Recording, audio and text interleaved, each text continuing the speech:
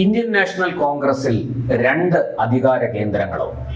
ഈ ചോദ്യം കഴിഞ്ഞ ദിവസം നടന്ന ഒരു സംഭവത്തെ ചൊല്ലി ഉയരുകയാണ്.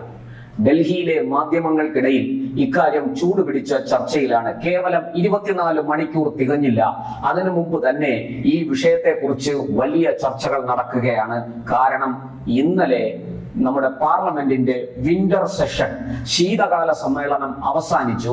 ആ അവസാനിച്ചതിന്റെ ഭാഗമായി പാർലമെന്റിൽ ഒരു ചായ സൽക്കാരം നടന്നു, ചായ് പേ ചർച്ച നടന്നു.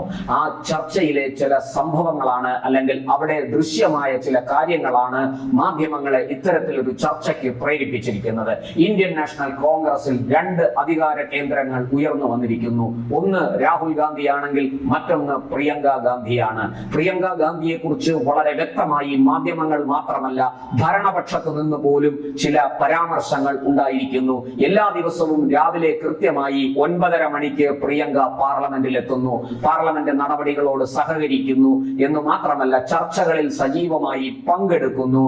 ആ പ്രിയങ്കയുടെ ഈ അനുഭവ പരിചയക്കുറവും അല്ലെങ്കിൽ ഈ ചരിത്ര സംബന്ധമായ അറിവുകളുടെ കുറവും ഒക്കെ ചർച്ചയിൽ നിഴലിക്കുന്നുണ്ടെങ്കിലും അവർ സജീവമാകാൻ നല്ലവണ്ണം ശ്രമിക്കുന്നുണ്ട് എന്നുള്ളത് ഭരണപക്ഷത്തെ അംഗങ്ങൾ പോലും അംഗീകരിക്കുന്നുണ്ട്. അത് മാത്രമല്ല, ആ ഭരണപക്ഷത്തെയും പ്രതിപക്ഷത്തെയും അംഗങ്ങൾ ഒരുപോലെ ചൂണ്ടിക്കാണിക്കുന്നു. രാഹുൽ ഗാന്ധിയെ സംബന്ധിച്ചിടത്തോളം പാർലമെന്റ് നടപടികൾ മാത്രമല്ല, രാഷ്ട്രീയം തന്നെ വെറും ഒരു കുട്ടിക്കളിയാണ്.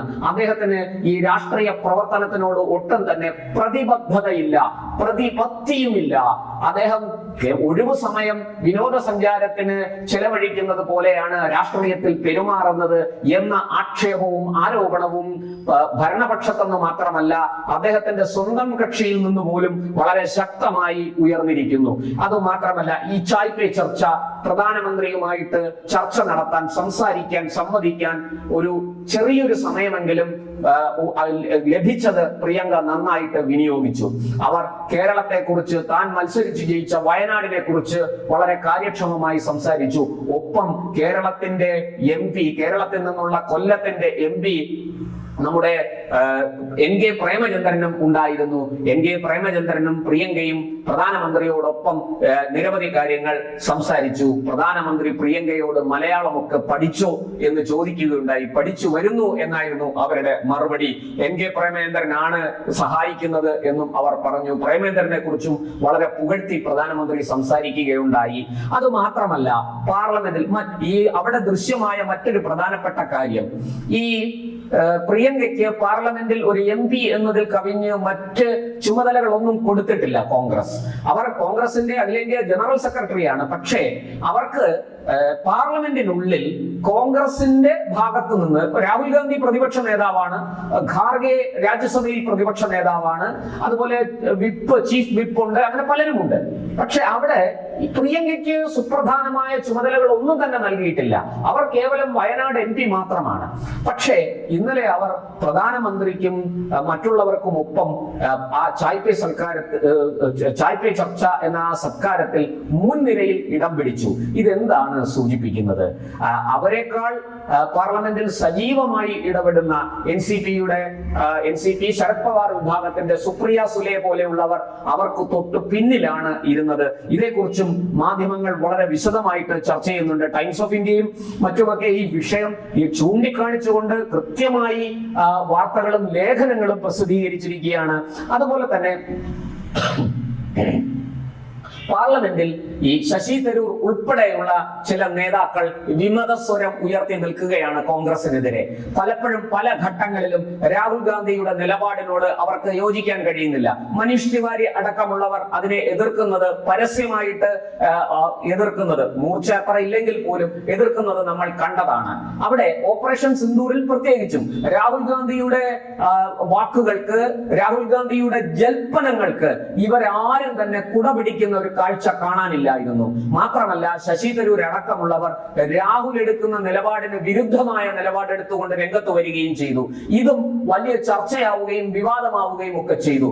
എന്നാൽ ദേശീയ ഗ്രാമീണ തൊഴിലുറപ്പ് പദ്ധതിയിൽ നിന്ന് മഹാത്മാഗാന്ധിയുടെ പേര് ഒഴിവാക്കിയതും അത് പുതിയ ചില പരിഷ്കാരങ്ങൾ വരുത്തിയതും അതുപോലെ പുതിയ ലേബർ കോഡ് കൊണ്ടുവന്നതിലും ഒക്കെ ശശി തരൂർ അടക്കമുള്ളവർ ഭരണപക്ഷത്തിന് എതിർപ്പുമായി വിമർശനവുമായി രംഗത്ത് വന്നു.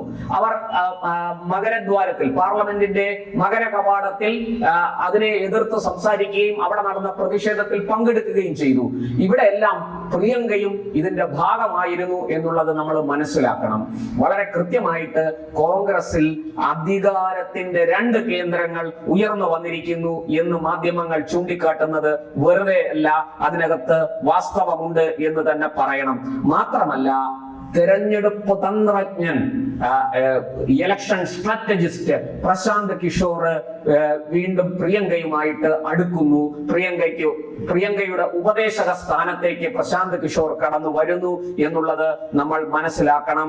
അങ്ങനെയെങ്കിൽ തീർച്ചയായിട്ടും പ്രിയങ്കയുടെ ഈ നടപടികളിൽ പ്രശാന്ത് കിഷോറിന്റെ സ്വാധീനം കൂടി ഉണ്ട് എന്ന് നമ്മൾ മനസ്സിലാക്കണം. അവിടെ നരേന്ദ്രമോദി എന്ന പ്രധാനമന്ത്രി വളരെ തന്ത്രപരമായിട്ട് പ്രിയങ്കയ്ക്ക് കൂടുതൽ സ്പേസ് കൊടുക്കുന്നു, ഇടം കൊടുക്കുന്നു എന്നാണ് മനസ്സിലാക്കേണ്ടത്. കാരണം രാജ്യത്തൊരു ശക്തമായ പ്രതിപക്ഷം വേണം. ഒരു പ്രതിപക്ഷത്തിന്റെ ക്രിയാത്മകമായ ഇടപെടൽ ഭരണപക്ഷത്തിന് വലിയ ഗുണം ചെയ്യും. നമ്മുടെ രാജ്യത്തെ പല സുപ്രധാന തീരുമാനങ്ങളും എടുക്കുന്ന കമ്മിറ്റിയിൽ പ്രതിപക്ഷ നേതാവിന് വലിയ റോളുണ്ട്. അവിടെയെല്ലാം രാഹുൽ കടന്നു വന്ന് വെറുതെ വായാടിത്തം പറഞ്ഞു മടങ്ങുന്നതാണ് നമ്മൾ കാണുന്നത്. അതായത് ആ ചർച്ചയിൽ പ്രധാനമന്ത്രിയും ആഭ്യന്തരമന്ത്രിയും ഒക്കെ ഇരുന്ന് പങ്കെടുക്കുന്ന ചർച്ചയിൽ പ്രതിപക്ഷ നേതാവുണ്ട്. അവിടെ വന്ന് കയ്യും കെട്ടി കമ എന്ന് മിണ്ടാതെ അവിടെ ഒരു പ്രതിമ പോലെ ഇരിക്കുന്ന രാഹുൽ ഗാന്ധി പുറത്തിറങ്ങി നരേന്ദ്രമോദിയെയും BJP സർക്കാരിനെയും ചീത്ത വിളിക്കുന്നത് നമ്മൾ കണ്ടിട്ടുണ്ട്, കേട്ടിട്ടുണ്ട്. എന്നാൽ ആ യോഗത്തിൽ ഒരു അക്ഷരം മിണ്ടില്ല. അവിടെ പറയുന്നത്, പുറത്തിറങ്ങിയിട്ട് പറയുന്നത്, അവിടെ എനിക്ക് സംസാരിക്കാൻ അവസരം തന്നില്ല, എന്നെ അനുവദിച്ചില്ല എന്നൊക്കെയാണ്. എന്റെ വായ്ക്ക് പൂട്ടിട്ടു എന്ന് രാഹുൽ ഗാന്ധി പറയാത്തത് ഭാഗ്യം.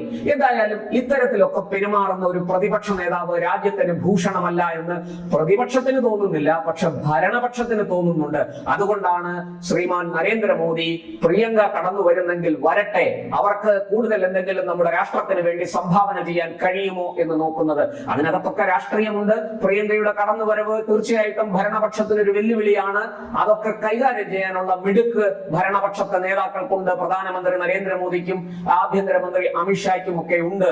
കോൺഗ്രസ് സംഘടനാപരമായിട്ട് തന്നെ രാജ്യത്ത് വലിയ തകർച്ച നേരിട്ടുകൊണ്ടിരിക്കുകയാണ്. അതുകൊണ്ട് അവർ വലിയ ഭയമൊന്നും കൂടാതെ തന്നെ പ്രിയങ്കയുടെ കടന്നുവരവിനെ അവർ സ്വാഗതം ചെയ്യും. ഈ രാഹുൽ ഗാന്ധിക്ക് പകരം എന്തുകൊണ്ട് പ്രിയങ്ക വന്നുകൂടാ എന്ന ചോദ്യം പല കോണുകളിൽ നിന്നും നേരത്തെ തന്നെ ഉയർന്നതാണ്. ആ ചോദ്യങ്ങൾക്ക് കൃത്യമായ ഒരു മറുപടിയല്ലേ ഇന്നലത്തെ ചായ് പേ ചർച്ച സൽക്കാരം എന്നാണ് എനിക്ക് തോന്നുന്നത്.